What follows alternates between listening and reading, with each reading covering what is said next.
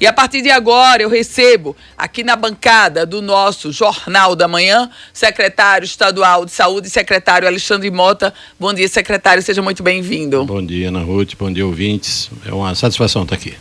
Secretário, pouco antes da gente começar essa entrevista, eu trazia uma decisão da Justiça determinando que o Estado faça um plano para desabastecimento dos hospitais.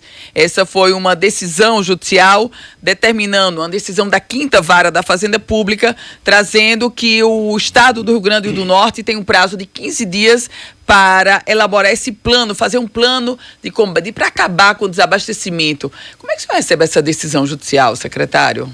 Veja bem, a decisão judicial ela vem no sentido daquilo que a gente já realiza, né? As preocupações dos institutos da Justiça, as preocupações do Ministério Público também são as nossas. Nós temos tranquilidade sobre isso.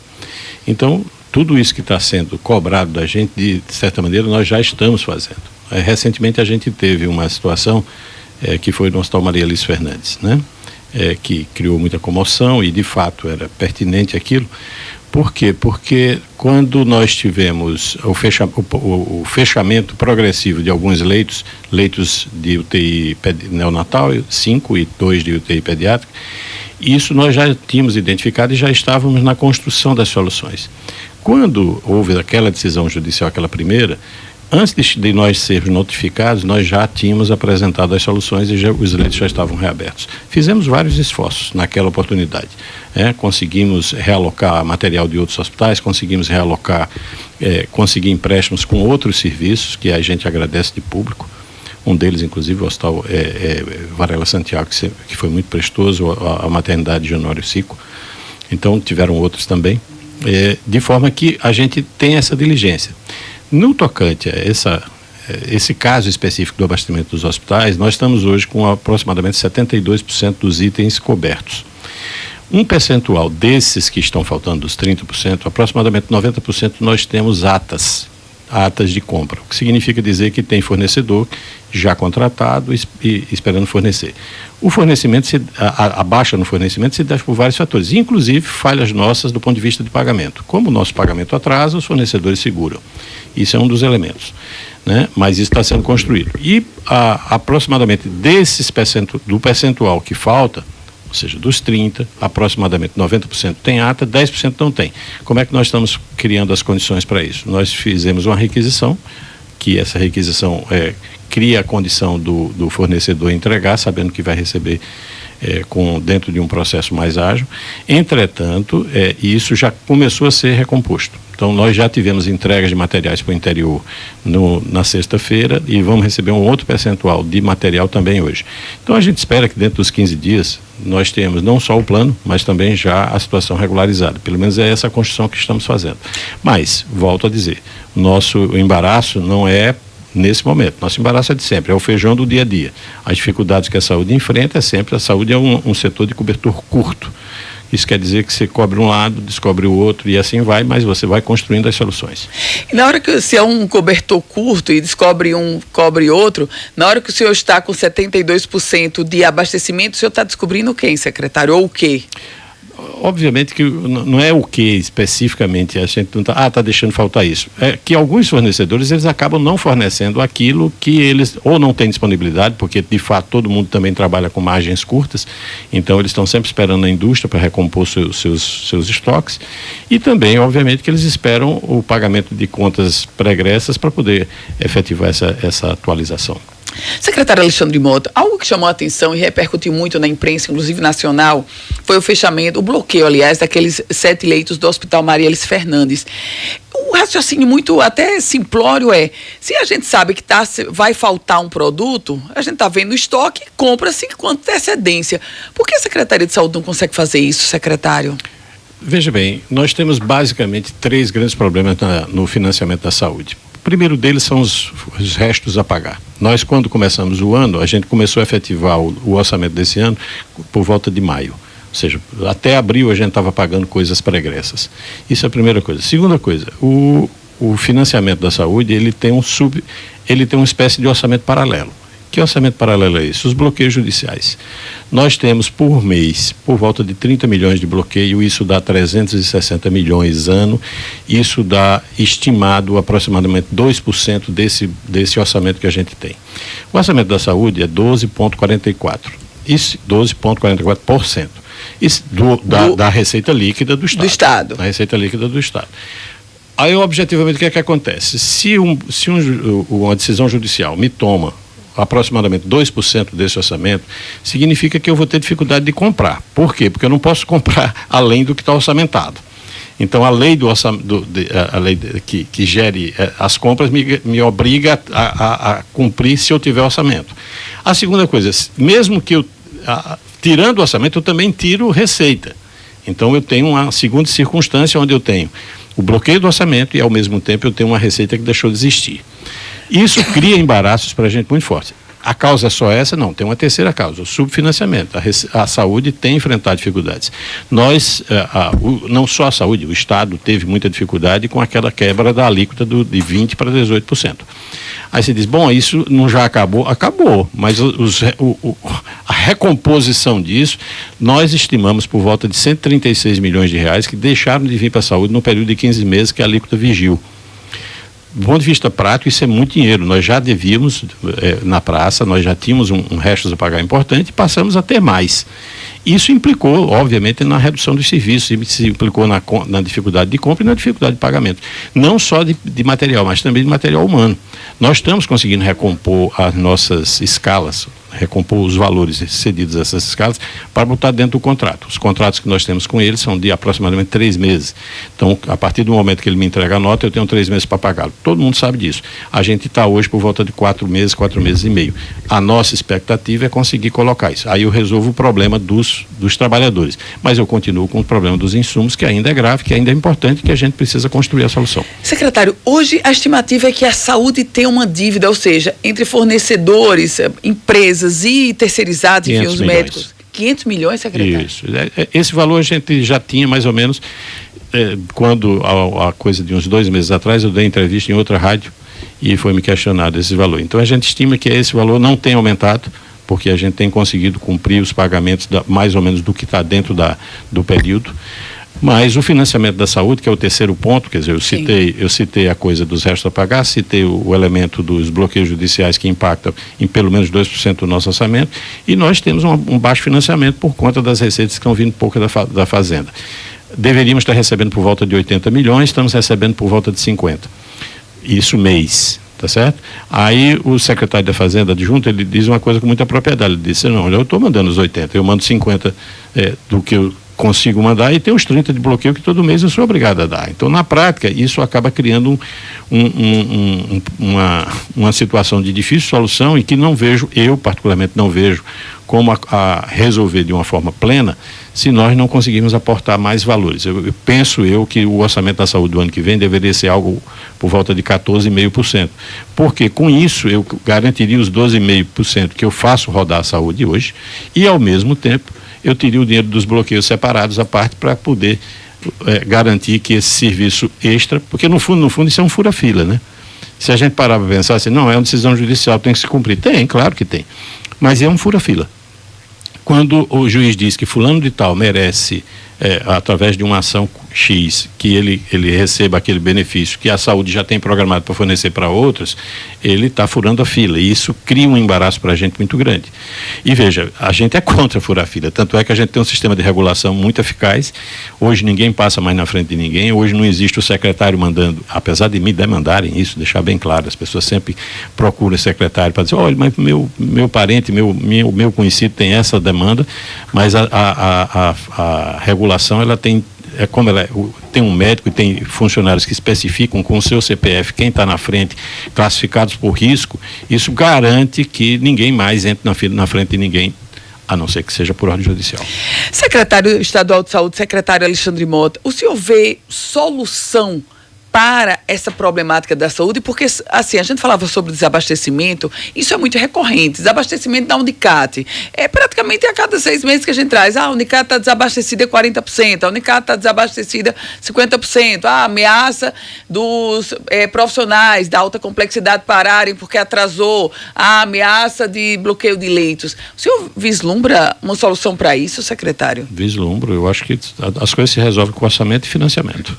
Se nós melhorarmos o orçamento do ano que vem, se nós melhorarmos a questão do financiamento pleno, com regularidade, o Estado com capacidade de dar essa resposta do ponto de vista financeiro, do ponto equitativo, a gente consegue. Tanto é que já conseguimos. Por exemplo, você falou de uma coisa agora, disse a ameaça de bloqueio de profissionais da alta complexidade. Isso deixou de existir. A partir do momento que a gente conseguiu equacionar e negociar com as cooperativas, negociar com colegas, a gente conseguiu equilibrar isso. Eles continuam ainda insatisfeitos porque não estão dentro dos 3 meses. Mas eles sabem agora que tem regularidade no pagamento. Os fornecedores continuam nos fornecendo, mas alguns com dificuldade. Então, é natural isso. Se nós não tivermos financiamento, se nós não tivermos orçamento, a gente vai continuar nessa situação de difícil controle e, obviamente, de crises recorrentes. Mas a minha expectativa, eu confesso que é outra. E o senhor já conversou com o secretário estadual da Fazenda e com a própria equipe econômica do governo para aumentar esse percentual de 12,5% para 14,5% no projeto do orçamento geral do Estado que vai para a Assembleia, secretário? Já conversei, já coloquei, inclusive dentro da própria Assembleia, quando naquela oportunidade foi colocado. Eu acho que precisa pensar dessa maneira, porque se nós não construirmos isso, nós vamos continuar tendo esse orçamento paralelo, e esse orçamento paralelo impacta decisivamente na nossa execução. Secretário, o governo do Estado, a própria governadora Fátima Bezerra, me recordo lá no início, foi feita uma espécie de... o projeto era de um reestudo, de uma reanálise dos hospitais regionais. Até porque o Rio Grande do Norte é o estado que tem proporcionalmente o maior número de hospitais regionais. Sim. O senhor sabe disso. O senhor assumiu há pouco tempo a Secretaria de Saúde. O que é que o senhor pensa sobre isso, secretário? O ideal mesmo é que nós tivéssemos hospitais, menos hospitais e os que tivessem com plena capacidade, né? Então, fica muito difícil do ponto de vista político, quando a cidade já tem um hospital, você ir lá e fechá-lo. Porque a expectativa das pessoas é que aquele hospital venha a funcionar mais e não menos, né? A gente tem clareza disso. O que é que a gente está fazendo? A gente está fazendo uma descentralização desses serviços hospitalares, priorizando algumas áreas. Por exemplo, o Hospital de Pau dos Ferros, e aí eu convido as pessoas da região, ou então de fora, que queiram conhecer, é um hospital funcionando absolutamente de maneira muito, muito adequada. Então, é um hospital que consegue dar resolutividade, é um hospital que hoje tem uma linha de tratamento do infarto excelente. Nós conseguimos reduzir os índices de mortalidade através de utilização de medicamentos que fazem a quebra do êmbolo, daquilo que está causando o infarto. Nós conseguimos, no Hospital de Pau dos Ferros, a linha do AVC também já está funcionando. Nós estamos abrimos o hospital plenamente do Hospital da Mulher em Mossoró. Criamos a condição do Hospital de Açu, também está funcionando de maneira plena. Então, a gente está criando alguns polos de funcionalidade que estão fazendo um desafogo dos hospitais da região metropolitana. Penso eu que seria ideal que nós tivéssemos pelo menos um grande hospital em cada uma das regionais, são 8, funcionando de maneira plena, garantindo que aqueles pequenos hospitais possam ter suporte e eles possam funcionar como hospitais de menor envergadura. Secretário, o senador Stevenson Valentim, ele fez duríssimas críticas ao senhor e à governadora Fátima Bezerra. Ele chegou a definir o senhor como incompetente. Como é que o senhor recebe essas declarações do senador Stevenson? O senador tem uma boca muito grande, né? É isso. Secretário Alexandre Mota, vamos falar sobre o Hospital Alfredo Gugel. O senhor falava sobre hospitais de grande porte, e o Hospital Alfredo Gugel é o maior hospital hoje do estado, o maior hospital público, e reiteradamente a gente traz informações de que o Hospital Alfredo Gugel faltando insumos, faltando básicos, inclusive luvas. O olhar da gestão Alexandre Mota, da gestão para o Hospital Alfredo Gugel, secretário? Quando a gente assumiu, uma das coisas que eu coloquei na mesa para o Gabinete Civil era de que a gente deveria ter um olhar diferenciado para o Valfredo e também para o Tarcísio Maia. São os principais hospitais do estado e eles são do ponto de vista da urgência, né? Urgência e emergência. Mas, obviamente, que as dificuldades que a rede apresenta, os outros hospitais também apresentam. Então, não adianta eu querer dar pleno funcionamento 100% para o Valfredo, esquecer que o Giseudo é o único hospital que trata tétano e trata meningite. Esquecer, por exemplo, que a linha de suporte que o Hospital Santa Catarina nos oferece na parte de materno-infantil, ela é fundamental. Então, a gente não pode criar exclusividade para uma situação onde está todo mundo em dificuldades. Não vai valer nessa gestão a história de farinha pouca, meu pirão primeiro. Nós vamos dividir essas dificuldades e nós vamos dividir também as soluções. Ou seja, não há prioridade para um hospital em detrimento de outro. O senhor vai dizer que os hospitais estaduais serão tratados de forma igual? De forma igual, obviamente, considerando as suas peculiaridades. Eu não posso deixar, por exemplo, que um hospital do interior esteja plenamente abastecido em detrimento do Valfredo. Eu tenho que criar as condições de o Valfredo estar pleno. Por quê? Mas, ao mesmo tempo, eu não posso fazer com que a rede se desabasteça. Secretário, uma última pergunta. O que faz o senhor imaginar que o governo pode aumentar o percentual da saúde, se na verdade a gente o senhor mesmo já disse que há um desinvestimento na saúde pelos próprios números. O que é que vai inverter essa curva, secretário? A política. É isso que inverte. Né? A força política de dizer que isso é uma prioridade e veja bem, eu entendo que a sociedade cobra isso. A cobrança da sociedade, a cobrança da imprensa, ela é importante. Ela inclusive ajuda a determinar os rumos disso. Então eu tenho muita clareza que o que vai fazer é a força política desse conjunto de interesses de fazer a saúde funcionar mais e melhor. O senhor já conversou com a governadora sobre isso, secretário? O que é que ela diz? A governadora tem pleno conhecimento da situação que a gente vive. Isso a aflige muito. Ela é uma pessoa preocupada a governadora sempre foi muito preocupada com as causas sociais. É da natureza dela, da força política dela. Ela sempre teve uma preocupação muito grande com a educação, com segurança e com saúde. E a gente já conseguiu, esse governo especificamente, ele pode dizer que é o governo da segurança, pelos números que melhoraram, do governo da educação, e ele vai se tornar o governo da saúde. E coloco isso com muita clareza. Você acha que ainda há tempo para isso, o governo se tornar da saúde com tantos escândalos, secretário? Escândalos? Escândalos no sentido de que não há como se escandalizar, por exemplo, com 7 leitos de UTI bloqueados. Não há como se escandalizar com o Hospital Valfredo Gugel faltando luvas. Não há como se escandalizar com acompanhantes fazendo limpeza e higienização de unidades porque os terceirizados pararam. Isso não é um escândalo, secretário? Não é um escândalo. Como é que o senhor define isso? Eu defino isso como uma situação de difícil controle, mas que está sendo controlada. Mas vamos citar o caso dos terceirizados. Os terceirizados têm sido pagos invariavelmente por volta do dia 15. Invariavelmente, no dia 13, dia 14, o sindicato diz que vai parar. Aí eles recebem no dia 16 e eles voltam. Então, isso é caso específico. Vamos pegar o caso dos insumos. Os insumos estão sendo recompostos. Mas, veja bem, quando a gente olha assim, diz, parece que é um caos, não é? Eu já escutei isso, inclusive, agora de uma deputada recentemente. Às vezes eu tenho a certeza que é, secretário. Não, absolutamente não é. Nós temos uma linha de AM no infarto. Em todas as cidades do estado tem um eletro, hoje em dia. Nós temos hoje índices de tratamento de infarto agudo do miocárdio melhores do que vários estados da federação, e nós temos índices iguais ao do sul do estado.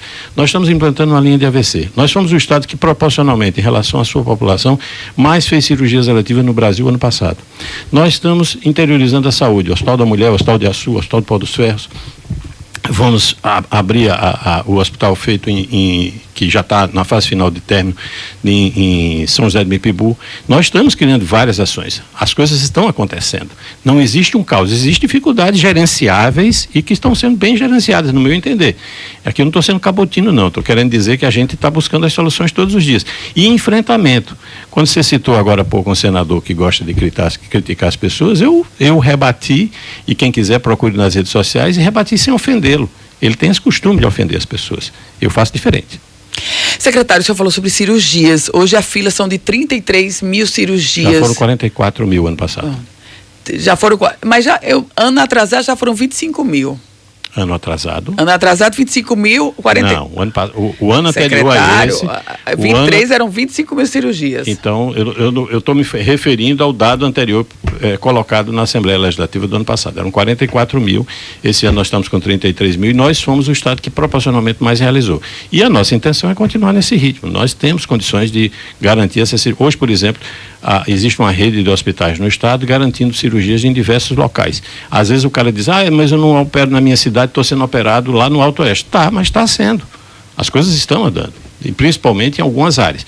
Tem áreas de maior dificuldade, por exemplo, cirurgia cardíaca, é uma cirurgia muito difícil.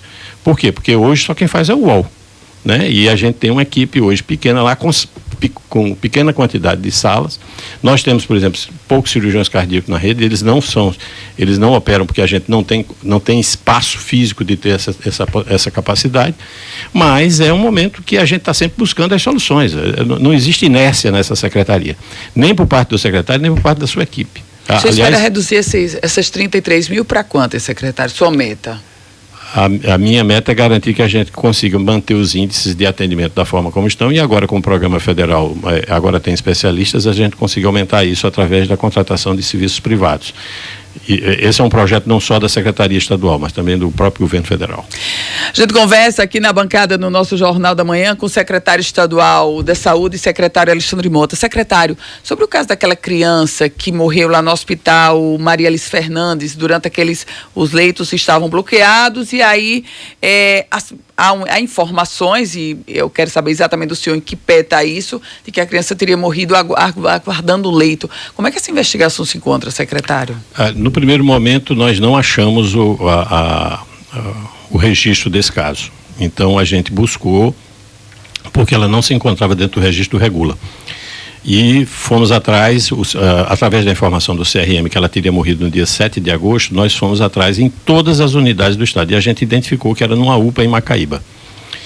O que é que acontece com esses casos especificamente? Houve uma regulação por volta de 23 horas, 23h50, pedindo vaga de UTI. A médica o sistema de Regula, que é um sistema onde... Como é que isso funciona? Só para deixar claro para os ouvintes. Funciona como se fosse um WhatsApp por computador.